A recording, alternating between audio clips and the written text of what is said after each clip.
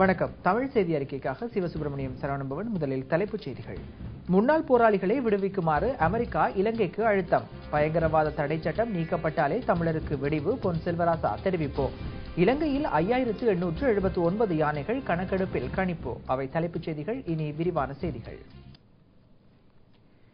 இலங்கையில் தடுத்து வைக்கப்பட்டுள்ள தமிழீழ விடுதலை புலிகள் இயக்கத்தின் முன்னாள் போராளிகளை உடன் விடுதலை செய்யுமாறு அமெரிக்கா அழுத்தம் கொடுத்துள்ளது. வாஷிங்டனில் உள்ள அமெரிக்க ராஜாங்க திணைக்களத்தில் இடம்பெற்ற ஊடகவியலாளர் சந்திப்பில் உரையாற்றிய அமெரிக்க ராஜாங்க திணைக்கள பேச்சாளர் மார்க் டானர் இது குறித்து கருத்து வெளியிட்டார். இறுதி யுத்தத்தில் கைது செய்யப்பட்ட 11,000க்கும் மேற்பட்ட முன்னாள் போராளிகளில் மறுவாழ்வு அளிக்கப்பட்டு இன்னமும் விடுதலை செய்யப்படாது உள்ளவர்களை விடுவிக்க நடவடிக்கை எடுக்க வேண்டும் என அமெரிக்க ராஜாங்க திணைக்கள பேச்சாளர் மார்ட்டின் டோனர் தெரிவித்துள்ளார். அத்தோடு மனித உரிமை மீறல்கள் தொடர்பில் முன்வைக்கப்பட்டுள்ள குற்றச்சாட்டுகள் குறித்து விசாரணைகளை மேற்கொள்ள இலங்கை முன்வர வேண்டும் எனவும் அவர் வலியுறுத்தியுள்ளார். அவசரகால சட்டத்தை நீக்க ஜனாதிபதி மஹிந்த ராஜபக்ஷ எடுத்த தீர்மானம் வரவேற்கத்தக்கது எனவும் அவர் குறிப்பிட்டுள்ளார். இதன் மூலம் சாதாரண வாழ்க்கையை நன்கு உணர்ந்து கொள்ளக்கூடிய வாய்ப்பு இலங்கை மக்களுக்கு கிடைத்துள்ளது என அமெரிக்க ராஜாங்க திணைக்கள பேச்சாளர் தெரிவித்துள்ளார்.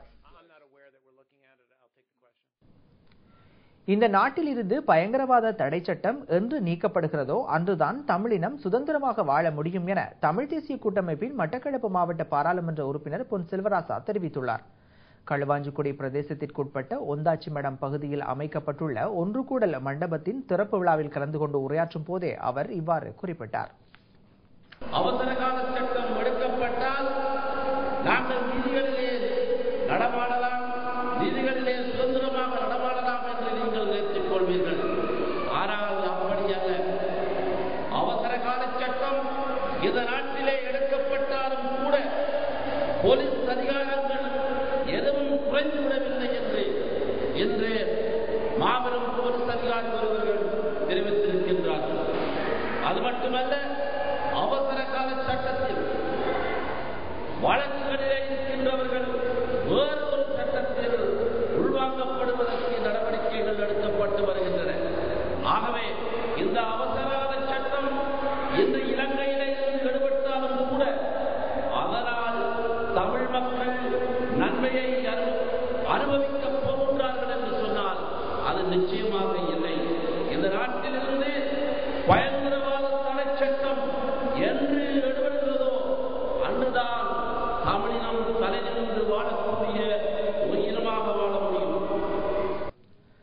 கொலன்னாவ பிரதேசத்தில் நேற்று மாலை இடம்பெற்ற நிகழ்வில் ஐக்கிய தேசிய கட்சியின் இணை பிரதி தலைவர் சஜித் பிரேமதாச கலந்து கொண்டார். இங்கு உரையாற்றிய அவர் அவசர கால சட்டம் நீக்கப்பட்டமை குறித்து கருத்து வெளியிட்டார்.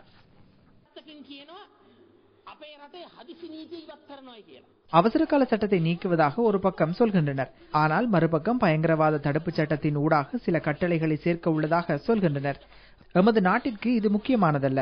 யுத்தத்தின் பின்னர் பொது சுதந்திரமான அமைதியை சமூகம் ஒன்றை உருவாக்க வேண்டியதே எமது தேவையாக உள்ளது. அனைவருக்கும் சுதந்திரமாக உரையாடக்கூடிய, அனைவருக்கும் தங்களுடைய கருத்துக்களை வெளியிட, அனைவருக்கும் தமக்கு விருப்பமான அரசியல் கட்சி கோட்பாட்டில் செல்ல வேண்டிய யுகத்தை நாம் உருவாக்க வேண்டும். ஜனாதிபதி மஹிந்த ராஜபக்ஷ மன திருப்தியோடு அவசர கால சட்டத்தை நீக்கவில்லை எனவும் சர்வதேசத்தின் அழுத்தங்களுக்கு முகம் கொடுக்க முடியாமலே அதனை நீக்கியதாகவும் மக்கள் விடுதலை முன்னணி தெரிவித்துள்ளது. கேகாலை பகுதியில் இடம்பெற்ற மக்கள் சந்திப்பில் உரையாற்றிய மக்கள் விடுதலை முன்னணியின் முன்னாள் பாராளுமன்ற உறுப்பினர் சமந்த வித்யாரத்ன இதனை தெரிவித்தார். ஜனாதிபதி அவசர கால சட்டத்தை நீக்கினார். மன விருப்பத்துடனா அவர் அதனை அகற்றினார். அவருக்கு எதிராக செயற்படுபவர்களை இந்த சட்டத்தின் ஊடாக அடக்குவதையே அவர் மனதில் நினைத்திருந்தார். சட்டத்தை வைத்திருப்பதால் உள்ள லாபம் என்ன? வைத்திருந்தால் நட்டமா? இப்போது அதனை வைத்திருப்பது நட்டம். ஏன்? சர்வதேசத்தில் இருந்து வரும் விமர்சனங்கள் அதிகம், நிபந்தனைகள் அதிகம், தடைகள் அதிகம். அமெரிக்காவில் அவருக்கு எதிராக வழக்கு தாக்கல் செய்துள்ளனர். இந்த சட்டத்தை வைத்திருந்தால் லாபம், ஆனால் நீக்காமல் இருந்தால் நட்டம் அதிகம். அதனால் அண்மையில் பாராளுமன்றத்திற்கு அவசரமாக வந்து அவசர கால சட்டத்தை நீக்கினார். யுத்தம் இருந்த காலத்தை விட தற்போது கஷ்டம். யுத்த காலத்தை விட இன்று பொருட்களின் விலை அதிகம், சம்பளம் அதிகரிக்கப்படவில்லை, வேலை வாய்ப்பு இல்லை. அப்படித்தான் உள்ளது. அதனைத்தான் ஆசியாவின் ஆச்சரியம் என்பர். வளமான எதிர்காலம் என்றும் சொல்வர். வேலை வாய்ப்பு கதவு கொரியாவில் தான் திறந்துள்ளது. ஆச்சரியம் அங்குதான், இங்கில்லை. தாய் பிள்ளைகளை மத்திய கிழக்குக்கு ஏற்றுகின்றனர், இளைஞர்களை கொரியாவுக்கு ஏற்றுகின்றனர். இதுதான் இலங்கையின் ஆசியாவின் ஆச்சரியம். இலங்கையில் தற்போது 5879 யானைகள் காணப்படுவதாக வன ஜீவராசிகள் திணைக்களம் தெரிவித்துள்ளது. பத்திரமுள்ள வன ஜீவராசிகள் பராமரிப்பு திணைக்களத்தின் பிரதான அலுவலகத்தில் இன்று இடம்பெற்ற ஊடகவியலாளர் சந்திப்பின் போதே இத்தகவல் வெளியிடப்பட்டது. யானைக்குட்டிகள் 1108 தந்தத்துடன் கூடிய யானைகள் 122 காணப்படுவதாக அறிவிக்கப்பட்டுள்ளது. இலங்கையில் காணப்படும் யானைகள் குறித்து கணக்கெடுப்பு கடந்த காலங்களில் மேற்கொள்ளப்பட்டு வந்தமை குறிப்பிடத்தக்கது. மண் பாதுகாப்பு மற்றும் நீர்வள முகாமைத்துவ வேலைத்திட்டத்தின் கீழ் இன்று காலை ரன்தம்பே நீர்த்தேக்கத்தின் நீர் முழுமையாக திறந்துவிடப்பட்டது. 2009ஆம் ஆண்டுக்கு பின்னர் நீர்த்தேக்கத்தின் முழு நீரும் வெளியேற்றப்பட்டுள்ளமை குறிப்பிடத்தக்கது. ரன்தம்பே நீர்த்தேக்கத்தில் காணப்படும் சேற்றை அகற்றுதல் மற்றும் வான்கதவுகளை சுத்தப்படுத்தல் போன்ற நோக்கங்களுக்காக இன்று முழு நீரும் வெளியேற்றப்பட்டது. வெப்பமான காலநிலை நிலவுவதால் நீர்த்தேக்கத்தின் முழு நீரையும் வெளியேற்ற தீர்மானித்ததாக ரன்தம்பே நீர்த்தேக்கத்தின் பொறியியலாளர் HM கலுபண்டா தெரிவித்தார்.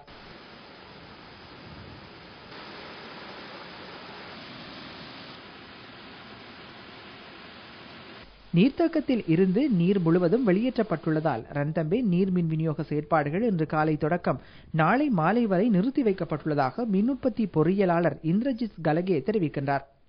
எனினும் மின் உற்பத்திக்கு தேவையான அளவு நீர் நாளை காலை கிடைத்துவிட்டால் மின் உற்பத்தி நடவடிக்கைகள் அப்போதே ஆரம்பிக்கப்படும் என்றும் அவர் தெரிவித்தார். இதேவேளை ரன்தம்பே நீர்த்தேக்கத்தின் நீர் மகாவெலி கங்கையில் விடப்பட்டுள்ளதால் மகாவெலி கங்கையை அண்மித்துள்ள மக்கள் மிகவும் அவதானத்துடன் இருக்க வேண்டும் என அறிவுறுத்தப்பட்டுள்ளனர். பிளாஸ்டிக் கூடைகளில் மரக்கறி பழ வகைகளை ஏற்றிச் செல்ல தவறுபவர்களுக்கு எதிராக சட்ட நடவடிக்கை எடுக்கப்படும் என நுகர்வோர் மற்றும் உள்நாட்டு வர்த்தக அமைச்சர் ஜான்சன் பெர்னாண்டோ தெரிவித்துள்ளார். குருநாகல் பிரதேசத்தில் இடம்பெற்ற நிகழ்வு ஒன்றில் உரையாற்றும் போதே அமைச்சர் இவ்வாறு குறிப்பிட்டார். மரக்கறிகளை கழுவிக்கொண்டு வந்து ஏற்றி அதன் மீது ஏறி மிதித்து 3000 கிலோ போட வேண்டிய லாரியில் 10,000 கிலோ போடுகின்றனர். அதன் மீது நித்தரை கொண்டு நாம் சாப்பிடும் பொருட்களை அழுக்காக்கி கொண்டு வருகின்றனர். பிளாஸ்டிக் கூடை ஆரம்பித்த போது இந்தியாவிலும் விவசாயிகள் எதிர்ப்பு தெரிவித்தனர். ஆனால் இன்று அவர்கள் மகிழ்ச்சியாக கொண்டு செல்கின்றனர். இலங்கையில் மக்களுக்கு நல்லது செய்ய போனால் கஷ்டம். ஜனாதிபதி யுத்தத்தை நல்லம் என்று சொன்ன போது நான் இருந்த கட்சி உள்ளிட்ட சிலர் தவறு என்றனர். அழிவு வரும் என்றனர். ஆனால் யுத்தத்தை வென்ற பின் வாழ்த்து தெரிவித்தனர். மரக்கறிகளை பிளாஸ்டிக் கூடைகளில் எடுத்துச் செல்வது மிகவும் சிறந்தது. பொதிகளில் கொண்டு செல்வதால் 10,000-ல் 15 கிலோ வீணாகிறது. யார் பணம் செலுத்துவது? நீங்கள்தான். பிளாஸ்டிக் கூடைகளில் போட வேண்டும் என்பதை கற்பித்து பழக்கப்படுத்த உள்ளோம். அதன் பின்னர் சட்டத்தை நடைமுறைப்படுத்தி நாம் அவர்களை பிடிப்போம். வேறு வழி இல்லை. நாட்டின் அரசியலுக்குள் ஒருவரை ஒருவர் விமர்சனம் செய்து கொள்வது என்பது மிக முக்கிய இடத்தை பிடித்துள்ளது. அதிலும் உள்ளூராட்சி தேர்தல் நெருங்கியுள்ள சமயத்தில் ஒரே கட்சியிலிருந்து மக்களால் தெரிவு செய்யப்பட்டு தற்போது வெவ்வேறு கட்சியில் கூட்டு சேர்ந்தவர்கள் விமர்சன களத்தில் இறங்கியுள்ளனர். ஐக்கிய தேசிய கட்சியின் முன்னாள் பாராளுமன்ற உறுப்பினரும் தற்போதைய அமைச்சருமான லக்ஷ்மண் செனவிரத்ன மற்றும் பாராளுமன்ற உறுப்பினர் ஹரின் பெர்னாண்டோ ஆகியோர் விமர்சன போரில் ஈடுபட்ட விதம் அடுத்து.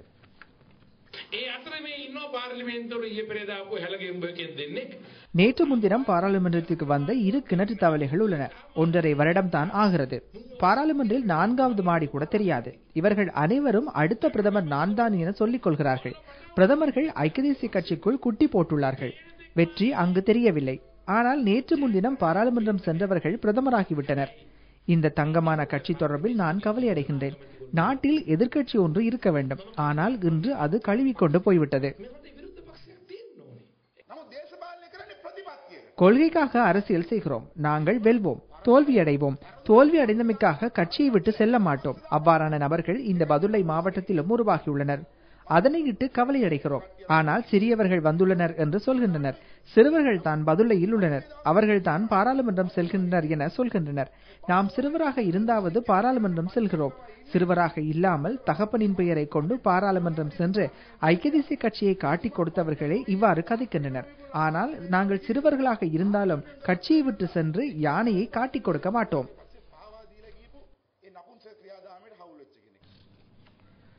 மட்டக்களப்பு மாவட்டத்தின் ஆரையம்பதி பிரதேசத்திற்குட்பட்ட செல்வா நகர் கிழக்கு பகுதியில் உள்ள மக்கள் இருப்பிடங்களுக்கு அருகில் குப்பைகள் கொட்டப்படுவதால் தாங்கள் பெரும் சிரமங்களை எதிர்நோக்கி வருவதாக தெரிவித்துள்ளனர். இதற்கு எதிர்ப்பு தெரிவித்து இன்று காலை குறித்த பகுதியில் குப்பை கொட்டும் டிராக்டர்களை வழிமறித்து மக்கள் ஆர்ப்பாட்டத்தில் ஈடுபட்டனர். செல்வா நகர் கிழக்கு பகுதியில் கொட்டப்படும் இந்த குப்பைகள் காரணமாக கர்பாலா நகர், பாலமுனை, செல்வா நகர் கிழக்கு மக்கள் கடுமையாக பாதிப்புகளை எதிர்நோக்கி வருவதாக தெரிவிக்கப்படுகிறது. காத்தான்குடி நகர சபையினால் தமது பகுதிகளுக்குள் கொட்டப்பட்டு வரும் குப்பைகள் தொடர்பில் பல்வேறு தடவைகள் அறிவித்த போதிலும் இதுவரையில் எதுவித நடவடிக்கையும் எடுக்கப்படவில்லை என ஆரியம்பதி பிரதேச சபை தவிசாளர் கிருஷ்ணா சாந்தன் தெரிவிக்கின்றார். காத்தாங்குடி நகர சபையால எங்கட ஏரியாவுக்குள்ள குப்பை கொட்டப்படுது. அந்த ஏரியாவில் இருக்கிற மக்களுக்கு சரியான சுகாதார கேடு, சின்ன குழந்தை பிள்ளைகளுக்கு எல்லாம் சொறி மாதிரி காயங்கள், வருத்தம், பாலமுனைக்குள்ள இருக்கிற மக்களுக்கு டெங்கு, இனங்கன்றிக்கு ஒரு 3 பிள்ளைகளுக்கு டெங்கு நோய். இருக்கிற கழிவு, காத்தாங்குடி கழிவு எல்லாம் இங்கேதான் கொட்டப்படுகிறது. எங்கட அனுமதியும் இல்லாம கொட்டப்படுது. இதுக்கு காத்தாங்குடி நகர சபை தலைவரோட நாங்க பல தடவையும் கதைச்சி இதுக்கு ஒரு முடிவும் அவர் எடுக்கிற மாதிரி இல்லை. நாங்க எழுத்து மூலம் கதைச்சிருக்கிறோம். தமது பகுதிகளில் இவ்வாறு கொட்டப்படும் குப்பைகள் முறையான வகையில் கிருமி நாசினிகள் தெளிக்கப்படாமல் பராமரிக்கப்படாத காரணத்தினால் அதில் இருந்து வெளியாகும் ஈக்களால் நோய்கள் காவிச் செல்லப்பட்டு அப்பகுதியில் உள்ள மக்கள் பாதிப்படைவதாக சுகாதார பிரிவினர் தெரிவிக்கின்றனர். அதே நேரம் இப்பகுதியில் டெங்கு நோய் தொற்று தொடர்பில் 3 அடையாளம் காணப்பட்டுள்ளதாகவும் சுகாதார திணைக்கள அதிகாரிகள் தெரிவித்துள்ளனர். சோறு சாப்பிடாது, ஈயன்னா அள்ளி கொட்டுற அளவுக்கு விதியா இருக்கு. பிள்ளைகளுக்கு சரியா நோய்களும் வருத்தமும் இருக்கிறது. இந்த குப்பையை நீங்க வேற இடத்துக்கு மாத்தி கொட்டுறதுக்கு வழி செய்யுங்க. மட்டக்களப்பு வாழைச்சேனை போலீஸ் பிரிவுக்குட்பட்ட பொலனர்வை பிரதான வீதியின் புனையிலிருந்து பொத்தனகமவிற்கு செல்லும் வழியில் உள்ள ரயில் கடவையில் இடம்பெற்ற விபத்தில் ஒருவர் உயிரிழந்துள்ளார். இந்த விபத்தில் மேலும் 2 காயமடைந்துள்ளனர். ரயில் பாதையின் 302வது கிலோமீட்டர் பகுதியில் ட்ரக் ஒன்று ரயிலுடன் மோதி விபத்திற்குள்ளானது. இந்த விபத்து நேற்று காலை இடம்பெற்றதாக போலீஸ் தலைமையகம் விடுத்துள்ள செய்திக்குறிப்பில் அறிவிக்கப்பட்டுள்ளது. விபத்தில் ட்ரக்கின் பெட்டியில் சென்ற 61 வயதுடைய முகமது அப்துல் காதர் என்ற ஓட்டமாவடி பிரதேசத்தைச் சேர்ந்த நபர் உயிரிழந்துள்ளார். விபத்தில் காயமடைந்த ட்ரக்கின் சாரதியும் மற்றும் ஒருவரும் மட்டக்களப்பு வைத்தியசாலையில் சிகிச்சை பெற்று வருகின்றனர். விபத்து குறித்து வாழைச்சேனை போலீசார் மேலதிக விசாரணைகளை மேற்கொள்கின்றனர். மட்டக்களப்பு திருக்கொண்டியமடு முதல் அக்கரைப்பற்று வரையான 99 கிலோமீட்டர் வரையான காப்பெட் பாதை நிர்மாணிப்பு பணிகள் பூர்த்தி அடைந்துள்ளன. இதனைத் தொடர்ந்து தற்போது பாதையை அழகுபடுத்தும் பணிகள் ஆரம்பிக்கப்பட்டுள்ளன. பொருளாதார அபிவிருத்தி அமைச்சர் பாசில் ராஜபக்சவின் வழிகாட்டலில் உலக வங்கியின் 3000 மில்லியன் ரூபாய் செலவில் இவ்வீதி கட்டப்பட்டுள்ளது. இந்நிலையில் பாதையின் நடுவே நவீன மின் விளக்குகளை பொருத்தும் பணிகள் தற்போது ஆரம்பிக்கப்பட்டுள்ளன. இதன் முதற்கட்டமாக காத்தான்குடி நகரசபை பிரிவிலும் மட்டக்களப்பு மாநகர சபை பிரிவிலும் தற்போது மின்விளக்குகள் பொருத்தும் பணிகள் ஆரம்பிக்கப்பட்டுள்ளன. வீதி அபிவிருத்தி அதிகார சபையினால் இப்பணிகள் முன்னெடுக்கப்படுகின்றன. காத்தான்குடி பிரதான வீதியின் நடுவே 112 வீதியோர மின்குமிழ்கள் பொருத்தப்பட்டுள்ளதுடன் மட்டக்களப்பு மாநகர சபை பிரிவில் 56 மின்குமிழ்களும் பொருத்தப்பட்டு வருகின்றன. அந்த செய்தியோடு எமது தமிழ் செய்தி அறிக்கை நிறைவடைந்தது. வணக்கம்.